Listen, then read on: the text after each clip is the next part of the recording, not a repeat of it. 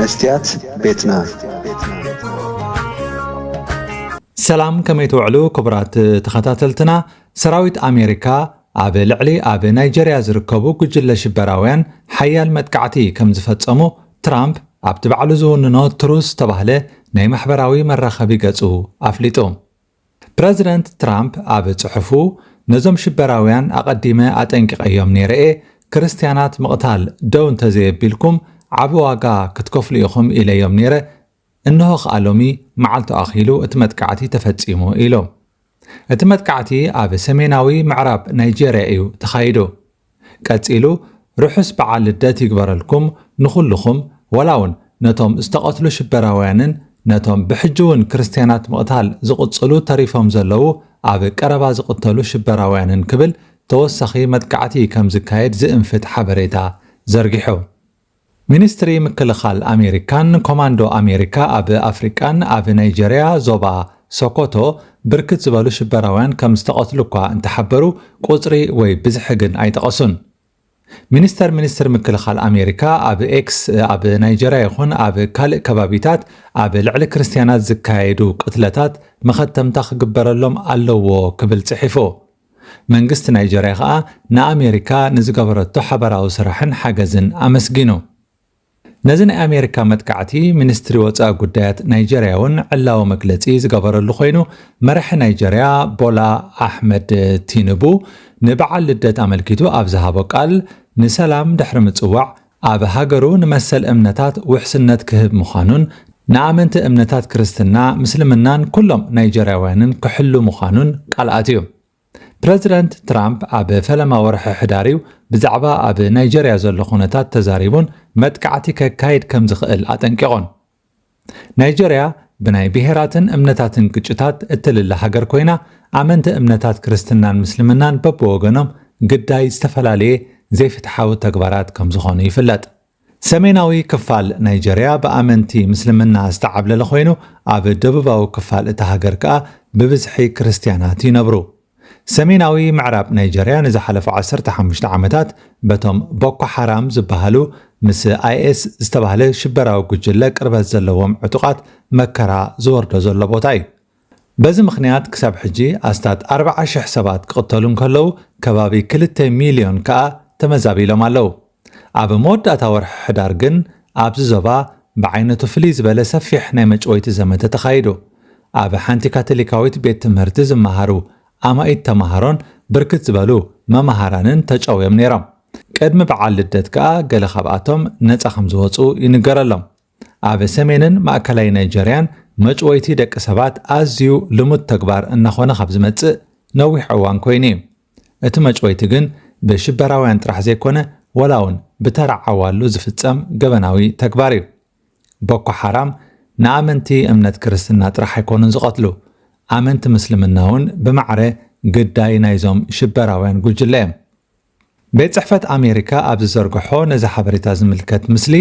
ሓደ ሚሳይል ካብ ሓንቲ ናይ ኣሜሪካ ናይ ኩናት መርከብ ክውንጨፍ የመልክት ናይጀርያ ብቁፅሪ ህዝቢ ካብ ኣፍሪካ ኣብ ቀዳማይ ደረጃ ተሰሪዓ ንረኽባ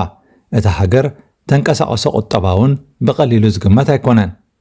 ኣብ ናይጀርያ ግን ዝተፈላለዩ ገበናት ንመነባብሮ ህዝቢ እታ ሃገር ዘጨንቑ እዮም ብዘይካ ሽበራዊ መጥቃዕትታት ከም ተራ ስርቂ زمتان محرمتن أزيوم قنوناتيوم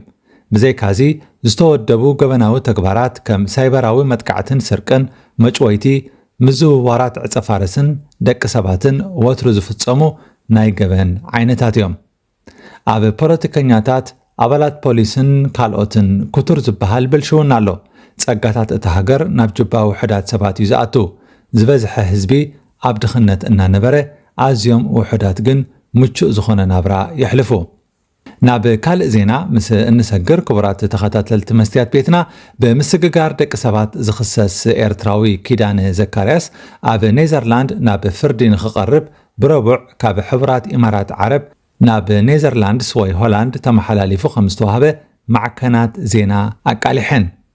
اتي ودربعان حدن عامد إرتراوي كيدان زكارياس هبت مريم اب كرتشحن 21 اب إثيوبيا كاب بيت فردي كاب زهدم اتحيزو بدرجة عالم شمو اب زرزر تدليتي سبات سفيرو منبارو اخبر تحقي نيزرلاندس ኣብ ዘውፅእዎ መግለጺ ሓቢሮም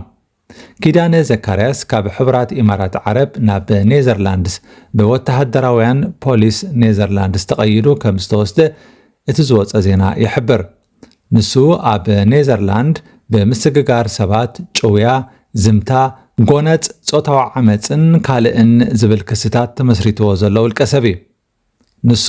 ክሱ ምስቲ ድሮ ካብ ዝሓለፈ ወርሒ ኣትሒዙ ኣብ ኔዘርላንድ ጉዳዩ ብቤት ፍርዲ ዝርአ ዘሎ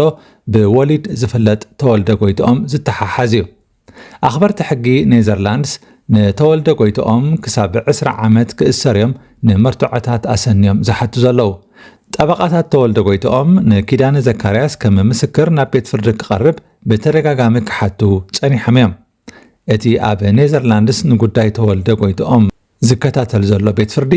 እቲ መስርሕ ሓደ ካብቶም ዝዓበዩ ምስ ምስግጋር ደቂ ሰባት ዝተተሓሓዙ ጉዳያት ምዃኑ እዮም ዝገልጹ ተወልደ ጎይትኦም ክሳብ ሕጂ ንሱ እቲ ቀንዲ ተደላይ ሰብ ከም ዘይኮነን ብዝተጋገየ መንነት ኣብ ዘይወዓለ ጉዳይ ኣትዩ ከም ዘሎ እዩ ዝማጎት ተወልደ ኣብ 2022 ካብ ኢትዮጵያ ናብ ኔዘርላንድስ ተመሓላሊፉ ከም ዝተዋህበ ዝዝከር እዩ እቲ ልክዕ ከም ተወልደ ጎይትኦም ተመሳሳሊ ክስታት ዘለዎ ኪዳነ ዘካርያስ ሃብተማርያም ኣብ 2021 ኣብ ኢትዮጵያ ካብ ማእከል መጋባእያ ምስ ሃደመ ኣብ 2023 እዩ ብሕቡራት ኢማራት ዓረብ ብዝምራሕ ፍሉይ ናይ ሃድን ጉጅለ ኣብ ሱዳን ተታሒዙ ኣብ ኔዘርላንድስ ቀዳም 27 ታሕሳስ ኣብ ቤት ፍርዲ ክቐርብ ከኣ ትጽቢት ይግበር ኣኽበርቲ ሕጊ እቲ ሃገር ኣብ ዘውፅእዎ መግለጺ እቶም ክልተ ኤርትራውያን ተወልደ ጎይትኦምን ኪዳነ ዘካርያስ ሃብተማርያምን ብሓባር ኮይኖም ብምስራሕ ብቐንዱ ካብ ኤርትራውያን ስደተኛታት ብምዝማት ኣዝዩ ብዙሕ ገንዘብ ኣኻዕቢቶም እቲ ኣብ ልዕሊ ስደተኛታት ዝፍጸም ዝነበረ ግፍዒ ጾታዊ ዓመፅን ምስቃይን ኣብ ሊብያ እዩ ተፈጺሙ እቲ ገንዘብ ከኣ እቶም ኣብዚ ኔዘርላንድ ዝነብሩ ስድራ ግዳያት እዮም ዝኸፍልዎ ነይሮም ይብሉ ኪዳነ ዘካርያስ ሃብተማርያም ኣብ ኢትዮጵያ ካብ ማእከል መጋባእያ ምስ ሃደመ ንሱ ኣብ ዘይነበረሉ መጋባእያ በቲ ምስ ስግረዶብ ዝተኣሳሰር ዝፈጸሞ ገበን ንሕልፈት ክእሰር እዩ ቤት ፍርዲ ኢትዮጵያ ወሲኑ ኪዳነ ኣብ ሊብያ ኣሽሓት ስደተኛታት ዝእሰረሉ ገዛውቲ ወይ መኻዚኖታት ከም ዘለዎ እዩ ዝግለጽ ነቶም ስደተኛታት ካብን ናብን ሃገራት ብዘይ ሕጋዊ ኣገባብ ብምስግጋር ናብ ካልኦት ኣሰጋገርቲ ብምሻጥ ካብ ኣብ ካልእ ሃገራት ዝርከቡ ገንዘብ ብምቕባል ዝፍለጥ ጉጅለ ዝመርሕ ዕሉል ኣሰጋጋሪ እዩ እዚ ኪዳነ ዝመርሖ ጉጅለ ደቂ ኣንስትዮ ብምዕማፅን ብምስቃይን ብሓፈሻ ብዝተፈላለየ ምግሃዝ ሰብኣዊ መሰላት ዝኽሰስ ጉጅለ እዩ እቲ ጉጅለ ቀንዲ መደበሩ ኣብ ሊብያ ኮይኑ ኣብ ብዙሓት ሃገራት ወከልቲ ዘለውዎ እዩ ነቶም ካብ ዝተፈላለዩ ሃገራት ናብ ሊብያ ዝኣትዉ ስደተኛታት ብምጭዋይ ነቶም ኣብ ካልእ ሃገራት ዝርከቡ ቤተሰቦም ገንዘብ ንክኸፍሉ የገድድ ኣብቲ ኣብ ባኒ ዋሊድ ዝበሃል ኣብ ሊብያ ዝርከብ ብኺዳነ ዝውነን መዳጎኒ ስደተኛታት እቶም ክኸፍሉ ዘይከኣሉ ስደተኛታት ንዓመታት ከም ዝሰቀዩ እቶም በቲ መስመር ዝሓለፉ ስደተኛታት ይገልጹ እቶም ካብ ሱዳንን ካብ ካልእ ሃገራትን ዝብገሱ ስደተኛታት ናብ ሊብያ ምስ ኣተዉ ዕፅፍታት ናይቲ ኣብ መጀመርያ ዝተሰማምዑሉ ክኸፍሉ ከም ዝግደዱን እቶም ክኸፍሉ ዘይከኣሉ ንኣደዳ መግረፍትን ስቅያትን ከም ዝቃልዑ እቶም ግዳያት ይጠቕሱ ገለ ብመገዲ ዝመስመር ዝሓለፉ ስደተኛታት ካብ 5 ክሳብ 12,000 ክኸፍሉ ከም ዝተገደዱ ይገልጹ ክቡራት ተኸታተልቲ መስትያት ቤትና ንሎሚ 26 ታሕሳስ 2025 ዘዳለናዮ ትሕዝቶ ኣብዚ ዛዚምና ኣለና ኣብ ቀጻሊ ብኻልእ ኣርእስቲ ክንራኸብ ኢና ደሓን ጽንሑ መስትያት ቤትና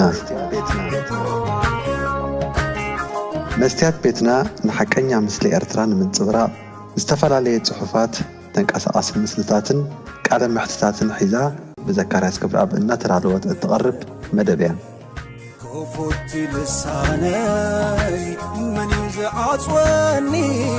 هاي سجدن علي عبطاقوت ملاخي قطاوخي بنا